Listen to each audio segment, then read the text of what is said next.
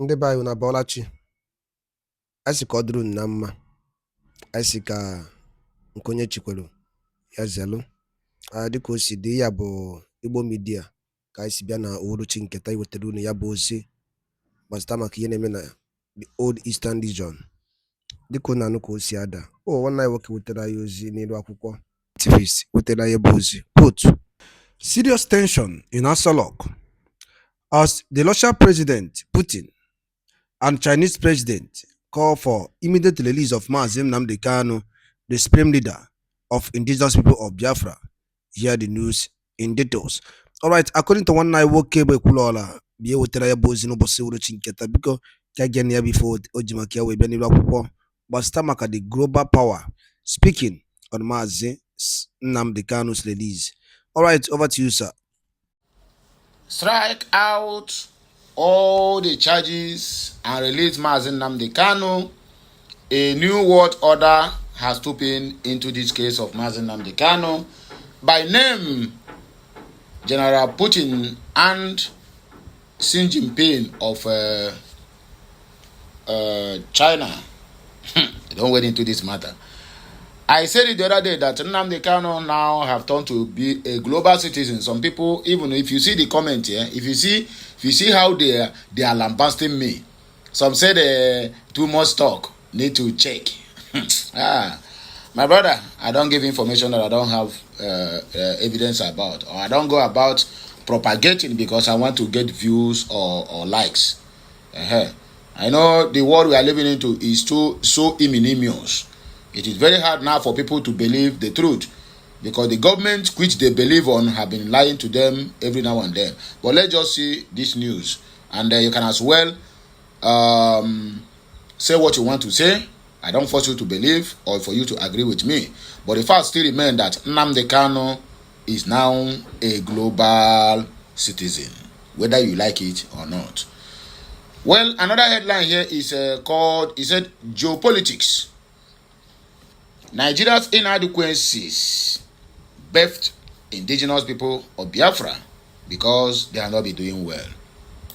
Let me not waste much of your time, or rather take much of your time, because whatever time I spend here is not a waste.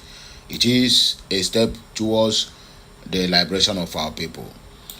Well, as you're watching, please help me or kindly drop your opinion at the comment section of this video.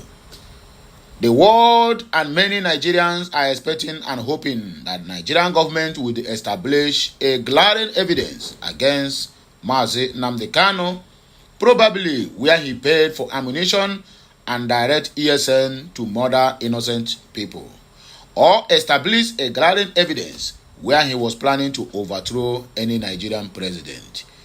In absence of this comes the world new order that have given immediate attention to the case of Mazi Nnamdi Kanu, the lies of Putin, and the lies of Xi Jinping of China, are now showing a very, very glaring concern over this matter, because it don't pass be careful. Unfortunately, to their disappointment, the Nigerian government closed their cases without any reasonable or convincing evidence against the leader of indigenous people of Biafra, IPOB. I know most of those supporting the illegal incarceration of Mazi Nnamdi Kanu will be highly disappointed that in all these years of Mazi Nnamdi Kanu's incarceration, no convincing evidence was presented to the court, apart from Mazi Nnamdi Kanu's past broadcasts and what DSS read on Nigeria Vanguard newspaper. Those of you that wanted Mazi Nnamdi Kanu to be killed, I hope you can now see that you were supporting the murder of an innocent man. Now that the world and the new world order would attest with us that Mazi Nnamdi Kanu is a political prisoner. He is only being persecuted because of his Biafra political opinion, not because of any crime. Even the prosecuting counsel, who confidently hope that DSS would provide overwhelming evidence against Mazi Nnamdi Kanu, was disappointed when DSS was quoting Vanguard of 2,000 human heads publication and tendering news publication as evidence. Hogwash, misplaced priority. If you were observant following the court proceedings you will understand that even the prosecuting counsel also was disappointed and have seen themselves fighting an innocent man. You can see they closed the case with annoyance because DSS failed to present and establish facts of their accusation against Nnamdi Kanu beyond every reasonable doubt. Although no case submission will be filed by the defendant counsel, but the presiding judge should not wait until that is done. He should strike out the case and free Nnamdi Kanu unconditionally, and also instruct Nigerian government to pay him compensation for the violation of his fundamental human rights. Nnamdi Kanu is a political prisoner. Here comes the end of this submission. We are going to go to the other submission, but before then, let me just chip in one or two things here. In the whole world, Nigerian government or Nigerian government or the animal kingdom they call a country is the only country that will arrest you and then begin to search for evidence. EFCC have went to court 1,000 times 1,000 times. I mean 1,000 by 1,000 times. They all lose the case because they have no evidence. Just you hear somebody said, this one is a Uber. Now they don't swoop into action, arrest, take pictures, take videos and post. Going to court, you find out that they have make mockery of their own self. The same thing with DSS. Because they are working for the politicians. They are no more independent on their own. They can't have decisions on their own, except the old fools that call themselves political leaders direct them on what to do. That's why you see EFCC and DSS are just hunting anybody where they see whatever you talk. And to the extent that DSS self, a high level office like that, because DSS in Nigeria just like FBI in US, is now settling land disputes. That is a banana republic, a misplaced priority, and that is a very, very heavy sign that is a collapsed country, a failed nation. That is what that zone represents. They hold Nnamdi Kanu for over 10 years. They couldn't provide any substantiated, any substantial evidence, at least to nail him down. 10 good years. God have mercy.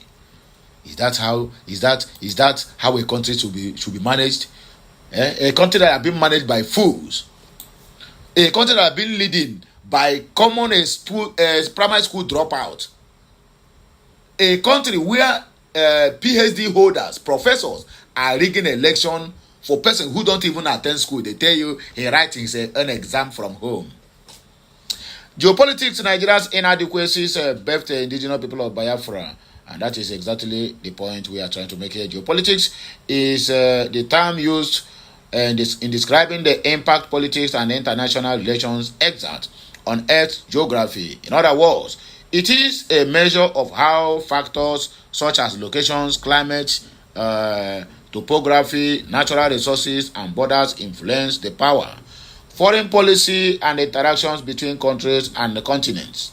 But for a layman, it is the struggle for control of land, territories, maritime space, natural resources like oil and gas or water, the strategic locations like shipping lanes.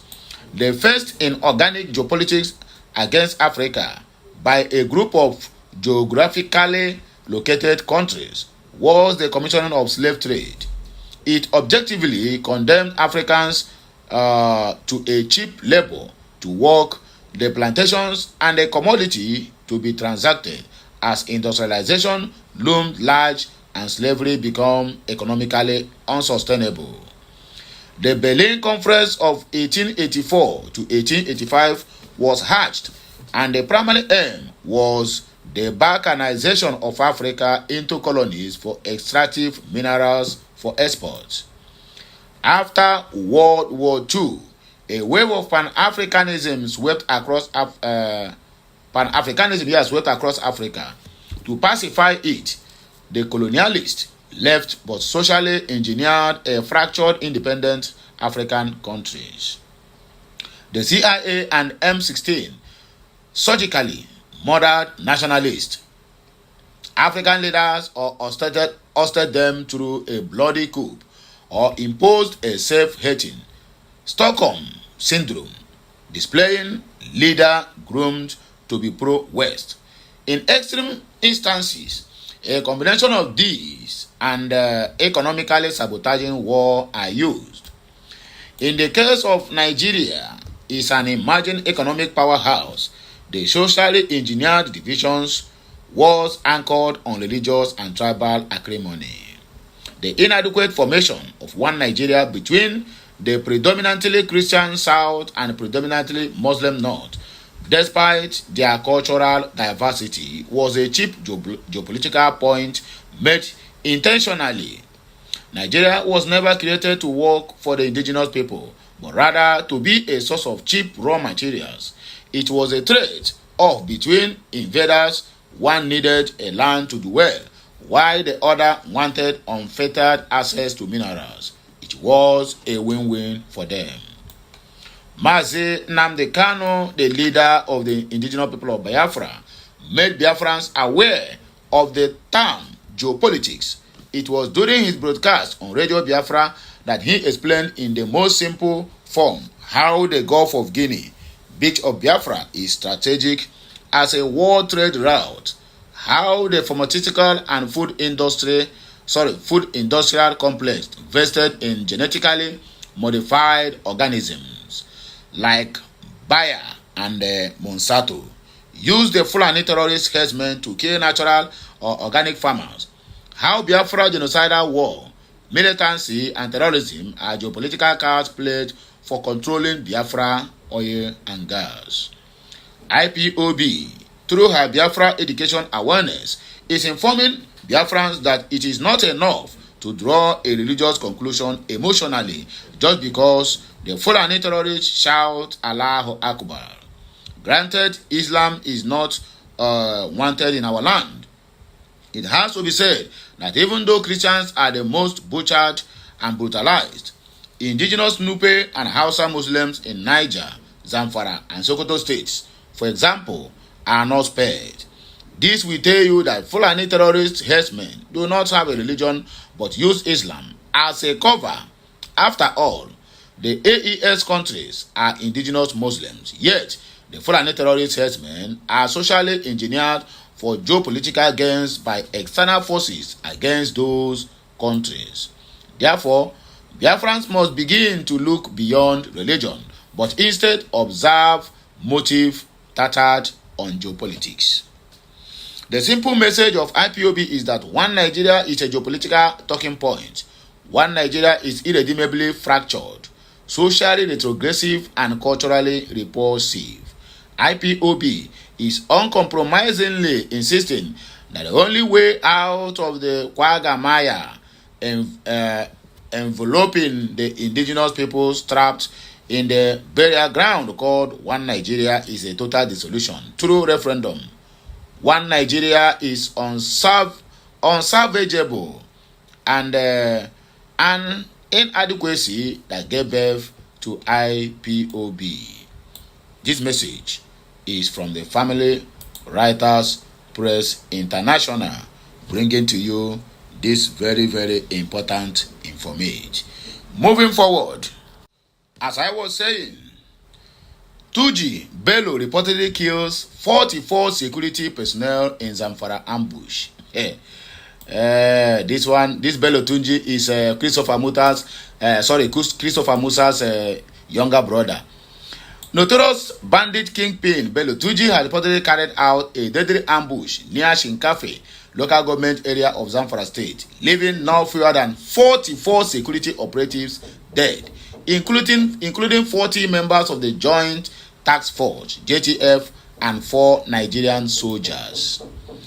Details of the attack were shared via a post on X, formerly Twitter, by a prominent security analyst known as Bakastain.